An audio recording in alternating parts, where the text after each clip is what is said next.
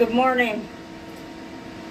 Today's topic is going to be on natural building. It's something a little different.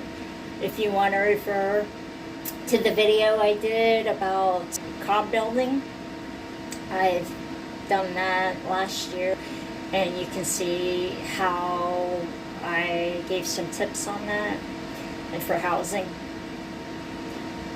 I wanted to refer a couple of videos, and it really caught my attention. Lately I've been reviewing natural builds. One of the things I really am into is cob building. I would love to have those homes, even though I've never done it yet. So you can see these couple of videos I'm going to put up, just some clips, and then refer them back. On the outside, and so I can make a fire from the outside, and then this gets nice and warm. And then if I want my hot water for tea, I can just pour cold water right here, coils around the inside of the oven, and comes out hot water here. So it's really nice. So when this is warm, I can lay down here, lay up against this nice warm dome, and then the flue, the chimney of the oven goes under the bed, right? So it warms up the bed. So that's really nice. This is a really well insulated structure. You can refer them back to those clips and view for yourself. To me, it's pretty awesome how years back that they did this cob building, and it's been around like thousands of years, and they've lasted so long. And so the other sector I'm looking into is the ash mortar, and it is a little bit more process to make. I guess if you have a lot of the wood to burn, like I've found out that oak and certain woods are stronger to burn. The pine is a weak tree, so you want to stay away from that kind of tree for the ash mortar. And unless you have a kiln also. But there's going to be the power outages and everything, and we've taken all these shortcuts in technology, the building sector, of hammering whatever is just fast, with wood and things like that. On the video, you'll see it talked about Earthship builds, and someone on there commented that they have like 90% or something of what they really need is everything right there in their Earthship home. I mean, to have food growing at your entrance, to not to mention oxygen, and it's very sturdy. Storms aren't going to get to it. And it's just nice not to have to deal with any kind of electric bill. And I think our bill's not that high compared to a lot of people's right now.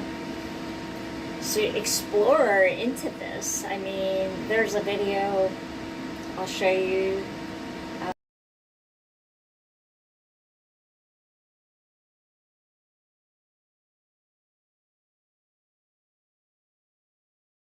Video has where the man took glass bottles and did his entire studio. And if you live near a liquor store, which ours is, maybe 10 miles, you can get free bottles. It's really cool. The only thing about that video clip is that the man had the bottles on the exterior, no caps or anything. So I'm thinking there's got to be bugs that go into it and everything. It didn't show him finishing out the bottles with anything over it or plaster. So I don't know what's up with that. That would be a pain. I think you're asking for a whole studio full of bees on the exterior, or I don't want to say scorpions, a nest for scorpions, But to me, I thought, okay, how would you deal with that? You know, a lot of bug problems. But anyway, there's so many great alternatives, and I heard that straw is so much better than grass. You don't want to use grass back on the cob into your clay mixture. And I found out with cob, it's better to have a little bit more sand than the soil.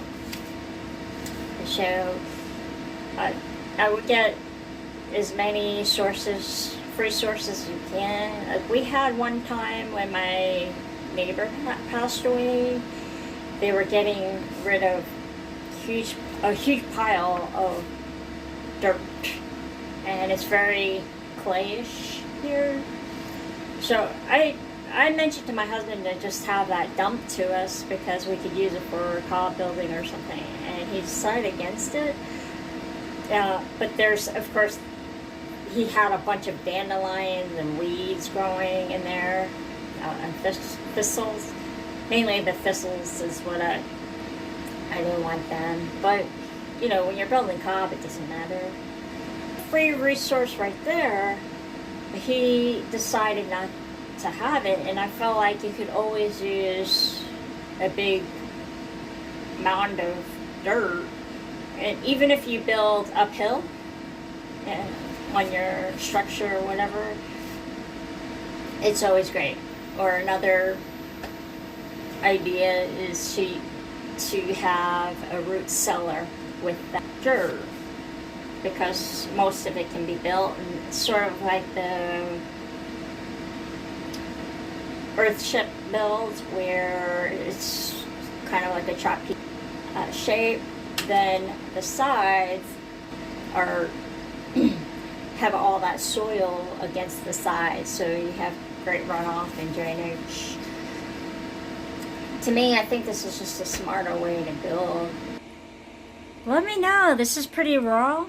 If you're an investor and you would like to start something with these cob and Earthship builds to get communities to get going on them, let me know. I'm not affiliated with any party or whatsoever. I'm just willing to sort of be at a liaison so that more people can have really comfortable homes and be able to afford these and just have better lives, you know? I'll popularize this and get investors who would be willing to help people, families. I mean, you see Katrina and all these storm places, we're just going to have more storms. Yeah. But to go in and build a structure that's just going to, you know what I mean, it's like a waste of money. So if we could have cob buildings and Earthship buildings, they're just going to last. And then people don't have to pay for electricity. Everything is self-sufficient, especially the Earthship. Like, you know, 90% or whatever of your needs are met just in your home, and you don't have to keep going out and buying things. And it's all renewable energy. You know, if you stack it up, there's so many upsides. As far as affordability goes, it can be very, very reasonable, especially cob. Like the studio. Okay, the man that did the glass studio, the entire studio made of glass, you could get for free. Same thing with tires, you could get for free. And the main problem, okay, as far as affordability, there's one YouTube I saw years back, and I want to say he's from Austin, Texas. He built a studio, it was small, I don't know, 600, 800 feet, one bedroom.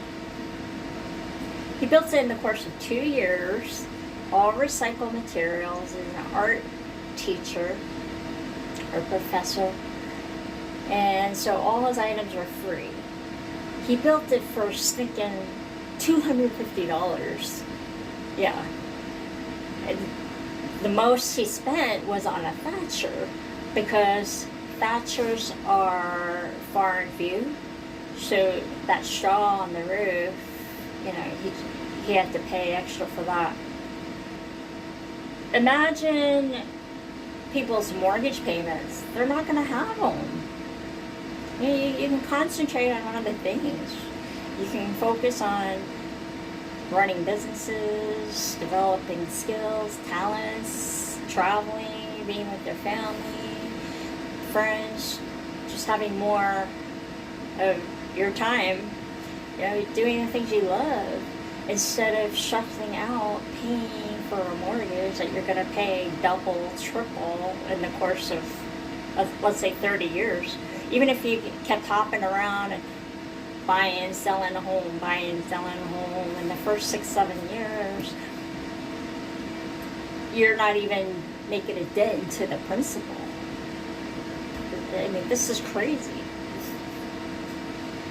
So that debt is just a major strangler. I would love to see more people build like this. And yeah, I want to allude to the tiny homes and those structures, and of course the tent is not going to do you anything. It could be very temporary, but as far as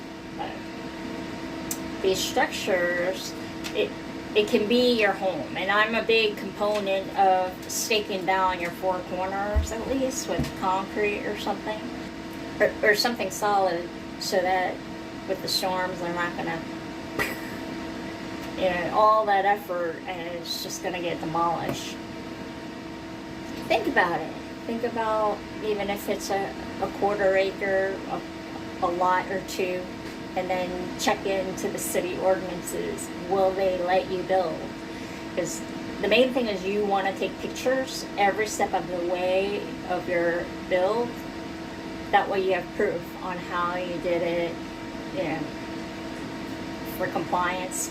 But usually, last time I checked, it's about 6 miles out of city ordinances where you are allowed, if you're in the country, you are allowed to build your structure without permit codes.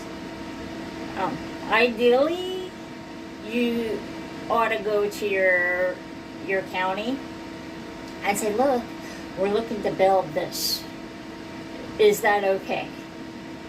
And they'll be, for the most part, they should be supportive of you. So from what I was seeing, instead of just going in there and doing whatever you want and taking a chance either way, because they may give you shortcuts, resources, referrals to other people for your build, and just save you a lot of time and agony. So you're working with your county or whatever. Okay, back on. The savings is just incredible with Cob building, with Earthship building. The Earthship building, I think, can get elaborate. I mean, I've seen it can get up to 1.5 million or whatever, and it may not even be that big, because you're looking at, like, you're all these pipes, engineering for gray water, if your area allows the gray water.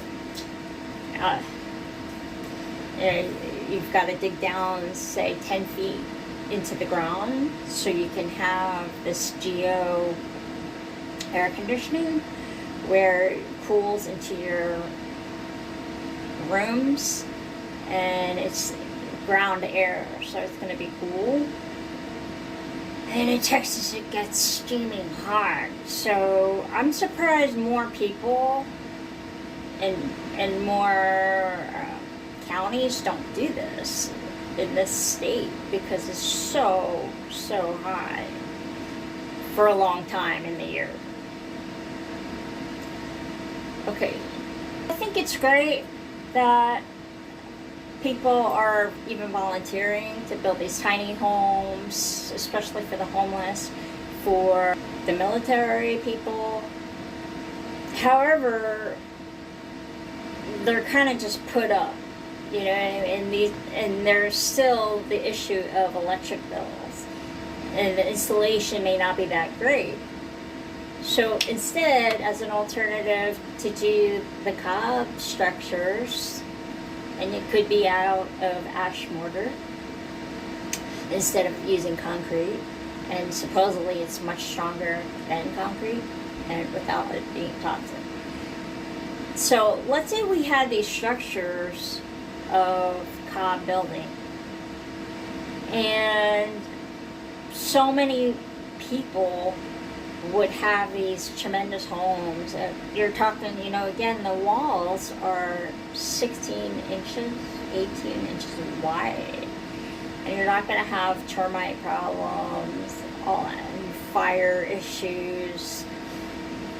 So yes, one of the downsides may be people are going to pay property taxes since it's a structure there and not where you plop it on a truck and you can drive away like on a tiny home. But long term, these are homeowners. They can be, and they can sell the home instead of just being on a piece of land. And they're getting tighter with these laws, property taxes and everything. If you own a tiny home, you know, or structure just plopped on your land. Anyway, some really good resources.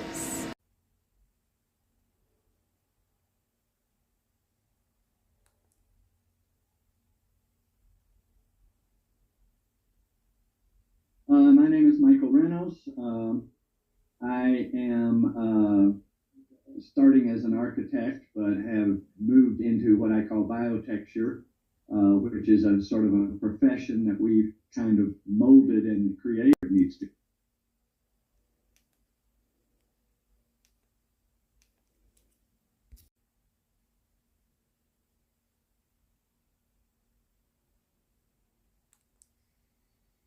Hey, I'm Tim from Quality on Earth, and I'm sitting here with Mike Reynolds, founder of the Earthship movement and super edge thinker.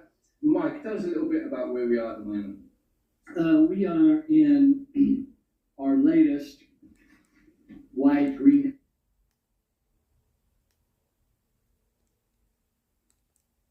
Reuse it. So that's the way that Earthship does it. If a person is just addressing those issues in their life and in their building, we don't care how they do it. We think it's more important that they address those issues, because I with as many intelligent people that are much more intelligent than me on this planet, I think those issues could be addressed a lot better than we do it. But we're just trying to cause people to address them. Got it. So following on from that, there appears to be a need for earthships, but how would you, in your vision, what would you say that, why is there a need for earthships on planet Earth?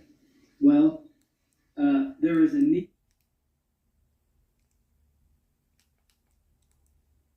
Its own little dogma, its own little credential, its own little, high hat. As a profession, it's not capable of stepping up. You're saying that they weren't putting the people at the center of it, and we were going beyond that with the people and phenomena, be it to the point where the boat floats.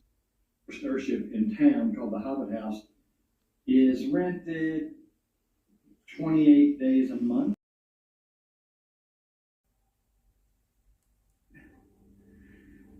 You know, we've had the farm for a while, but this is the first time I've been able to successfully camp on the farm now that I got a new tent.